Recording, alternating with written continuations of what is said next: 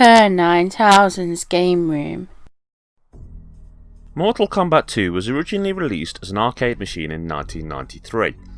It was later ported to pretty much all the major home systems, including the PC, Amiga, Game Boy, Game Gear, Mega Drive, Saturn, Super Nintendo, and PlayStation. It is still selling nowadays on the download systems of more modern machines, usually in a pack with its prequel and direct sequel.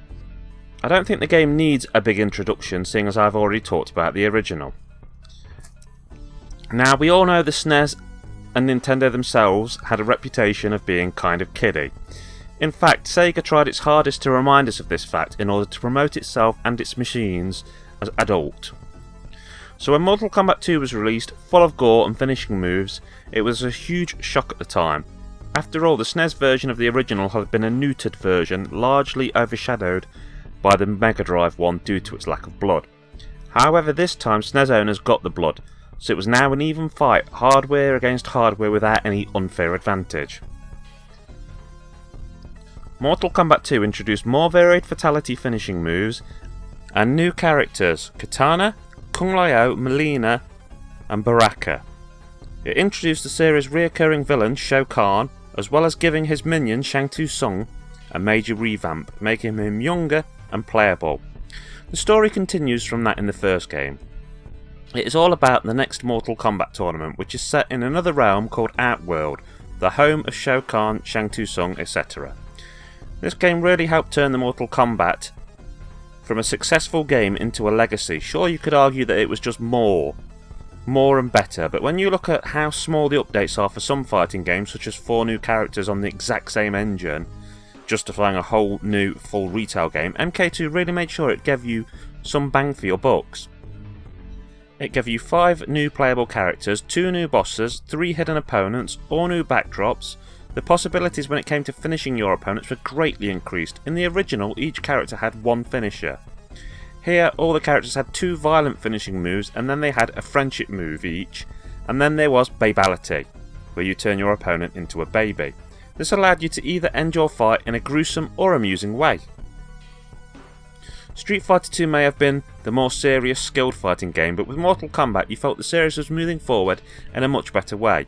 They were listening to the fans, they were teasing the fans, allowing rumours to spread and then integrating a few of them into designs for new characters. As a game about them, this made me feel connected to them.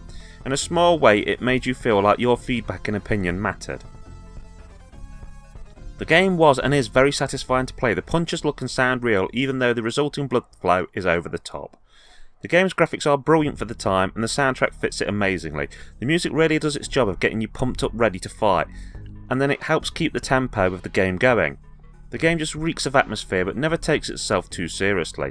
The balance between gore and humour is always just right, and I think this is something many of its imitators missed the mark with. The game made you feel that Mortal Kombat had a real chance of continuing for a long time. Sure, the first had made a decent impression, but there was that lingering doubt that maybe this was just a one-off, a lucky trick shot. But this game, Mortal Kombat 2, let you know that the franchise was really here to stay. On the Super Nintendo, I'd give Mortal Kombat an 8 out of 10 without a shadow of a doubt. Catch me in a good mood, full of the joys of spring, and I might even give it a 9. Do I recommend buying this for your SNES? Well, if you have a SNES and a bunch of pads and really want a new game, then yes, give it a bash.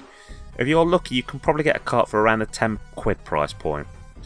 If, however, you have a lot of consoles, particularly current ones, or a PC with a good gaming pad, you might be better off looking at downloading the Mortal Kombat Arcade Collection, which has the first 3 games on it, and not ports, actual arcade perfect versions.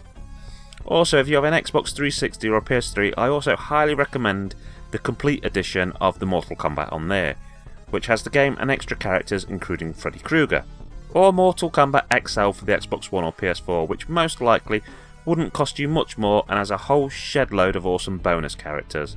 I haven't played the latest Mortal Kombat yet, so I can't comment on that one.